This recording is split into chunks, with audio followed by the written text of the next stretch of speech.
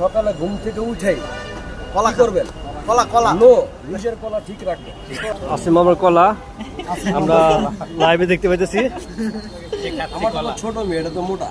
আসিম মামার কলা নাকি ছোট, এটা মোটা। টপিক কি আপনি এদিকে যে আসছেন আমার বিরক্ত করতে সকাল সকাল, ঠিক আছে?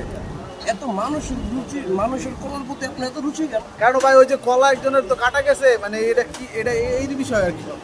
আরেকটা এক কাজ করুন, আপনি যে কলা কাটা গেছে এই ছোটটা নিয়ে পুরো ডাইকে রাখতে পারেন, ঠিক আছে?